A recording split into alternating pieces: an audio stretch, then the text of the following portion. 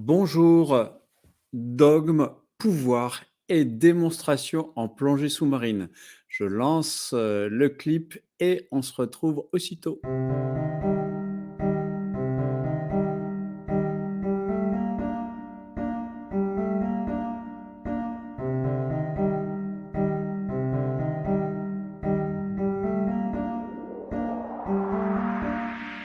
se retrouve sur la Méditerranée.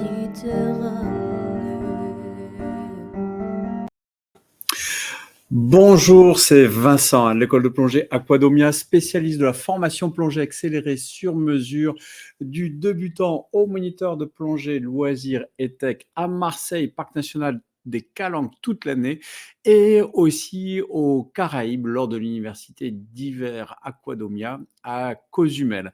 Alors aujourd'hui, je fais une vidéo sur pouvoir, dogme, démonstration, tout simplement parce que je reçois souvent des commentaires où on me dit mon moniteur veut m'obliger à faire ça, est-ce que c'est bien, est-ce que c'est pas bien, etc.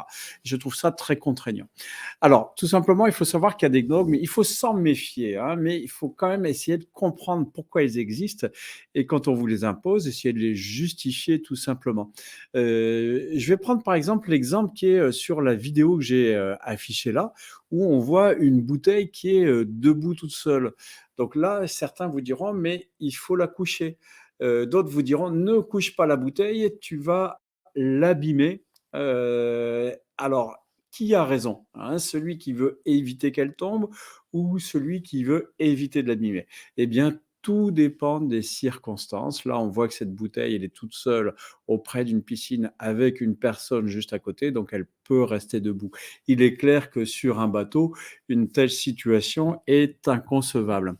Un autre exemple, c'est l'exemple de remonte sur le bateau avec ton détendeur et ton masque. Certains me disent c'est beaucoup trop contraignant. Mais imaginez ce qui peut se passer si vous retombez à l'eau et que vous n'avez même pas le détendeur en bouche. Donc le masque, à la limite, on peut s'en passer, mais le détendeur, c'est pas mal en fait, hein, quand on remonte à l'échelle d'avoir son détendeur en bouche, parce que si jamais on chute, on glisse le long de l'échelle, eh bien, on a toujours de quoi respirer quand on se retrouve la tête sous l'eau. Et aussi, il faut savoir que sur certains bateaux, il y a des gaz d'échappement qui peuvent sortir et donc c'est pas terrible en sortant de plongée de respirer du, monoxyde de carbone compris dans les émanations du moteur, hein. Donc une fois justifiés, les dogmes prennent sens, hein. C'est comme par exemple, moi j'aime bien sur un semi-rigide expliquer de commencer par mettre ses palmes, et ensuite mettre la bouteille tout simplement pour éviter de se faire, mal au dos et aussi éviter d'oublier de mettre ses palmes avant de faire la bascule arrière ou bascule avant ou bascule latérale sur un semi-rigide. Néanmoins, c'est vrai aussi qu'il y a des fois des palmes qui sont très encombrantes et là, ça devient beaucoup plus difficile à mettre. Donc, c'est un «dogme» entre guillemets qui peut être révisé et adapté, de façon à ce que ce soit clairement partagé et il est évident que par contre, il faut éviter les choses dangereuses, hein. Par exemple, ne pas retenir sa respiration à la remontée. Ça, c'est un dogme, hem qui n'est pas négociable, hein, tout simplement. Comme dogme aussi, il y en a un qui m'a fait beaucoup rire, c'est, surtout si tu vomis sous l'eau, garde ton détendeur en bouche et vomis dedans parce que si jamais, tu vomis, il y a le réflexe inspiratoire juste après et si tu n'as pas le détendeur en bouche, tu te noies. Je peux dire que c'est faux, hein, ça peut peut-être arriver pour certaines personnes. Moi, ça m'est rarement arrivé, mais effectivement, j'ai pas envie de vomir dans mon détendeur. On peut tout à fait vomir à côté, le reprendre après, c'est possible si on sait maîtriser sa ventilation.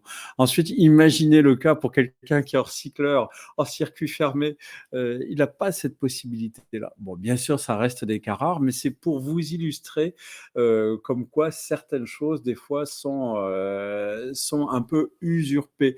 On a eu aussi beaucoup de choses qui ont été dites sur les fermetures des robinets, hein. J'ouvre d'abord à fond, puis je ferme d'un quart de tour. Certains se sont dit: «Non, c'est un scandale parce qu'il y avait trop de bouteilles pas assez ouvertes». Alors il faut comprendre que le fait de refermer d'un quart de tour, si c'est bien justifié, le fait de fermer d'un quart de tour, ça permet, quand je vérifie si la bouteille est ouverte, de buter tout de suite et d'être sûr de ne pas abîmer le robinet. Parce que qu'est-ce qui se passe? Quand on ouvre complètement la bouteille et qu'on la réessaye, eh ben, on force et c'est là qu'on peut potentiellement abîmer le robinet. Donc là, ça va dépendre des robinets, ça va dépendre des clubs, et cetera. Donc, tout dogme n'est pas forcément bon à prendre, surtout s'il n'est pas justifié. Mais une fois qu'il est expliqué, tout se passe, beaucoup mieux. Ensuite, je vais parler, démonstration et je vais vous en montrer une ici, hein. Alors la démonstration, il y a plusieurs écoles. Alors, je vous la montre en live en même temps, hein, et c'est donc une démonstration de l'équipement de matériel, par exemple. Alors, il y a 2 écoles, en fait, hein. C'est, l'école, française où la démonstration n'est pas trop présente et puis l'école américaine où on insiste beaucoup sur une démonstration très claire, très simple, où on insiste sur, les détails et donc avec, vraiment un accent très prononcé sur les démonstrations qui doivent être réalisées lentement, sans rencontrer de difficultés, en insistant sur les détails. Donc là, la démonstration que vous voyez, c'est une démonstration hors de l'eau, mais c'est la même chose pour les démonstrations qui se font dans l'eau. Alors que dans l'école française, on a plutôt tendance à dire, limitons les démonstrations. Tout simplement parce qu'une démonstration, ça risque d'enfermer la pratique, hein. Il faut pouvoir, laisser le choix à l'élève et puis il y a aussi une fois quelqu'un qui m'a dit: «Te risque pas une démonstration parce que si tu la loupes, tu as l'air malin». Bon, moi je trouve que, réussir à faire une démonstration, c'est plutôt pas mal pour un moniteur, mais bien sûr, il faut savoir expliquer qu'il y a plusieurs façons de faire. Par exemple, là, je suis sûr qu'il y a des trolls qui vont pouvoir dire: «Mais il fait n'importe quoi quand il équipe son matériel». Donc il s'agit juste d'expliquer comment on fait les choses, pourquoi on fait les choses et quelles peuvent être les alternatives pour que la démonstration porte ses fruits, hein. Par exemple, ici, quelqu'un pourra dire: «Mais tu es moniteur et tu as pas, 2 détendeurs sur ta bouteille». Bah, là, on n'est pas dans le cadre français, donc c'est ce qui justifie le fait que je suis avec cette configuration-là. Hein, voilà, tout simplement. Donc, une démonstration, oui, c'est une bonne chose si elle est réalisée de manière lente, qui insiste sur les détails. Vous voyez la démonstration que j'ai fait là? Je ne parle même pas, je montre, c'est du cinéma muet, ça doit paraître évident et limpide et c'est le but du jeu de toute, démonstration qui ne veut pas enfermer dans une pratique, hein. C'est pas: «Regarde ce que je fais et fais pareil», c'est montrer une façon de faire. On peut démontrer plusieurs façons de faire. Il faut rester ouvert pour que cela reste productif et c'est ce que devrait faire, à mon sens, tout moniteur lorsque vous envisagez, une progression, hein. Donc, en évitant de se retrouver dans le cas de figure où on essaye de voir le petit truc qui cloche parce que bien sûr, les démonstrations parfaites, c'est très rare et là, vous avez sûrement, identifié quelques petites erreurs peut-être. Voilà, tout ce que je voulais dire. En tout cas, pour les dogmes, n'hésitez pas à demander les raisons pour lesquelles ils sont institués. Il faut qu'elles soient valables et partagées.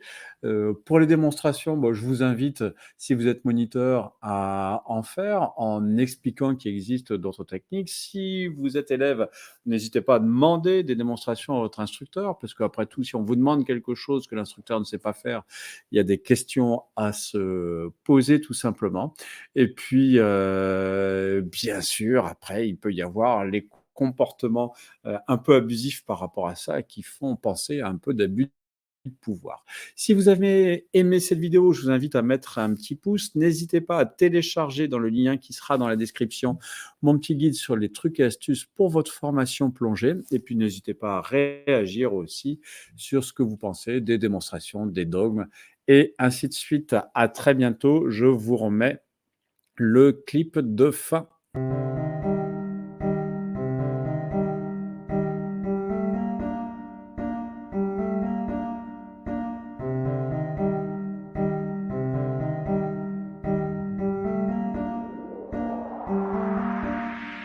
se retrouve sur la Méditerranée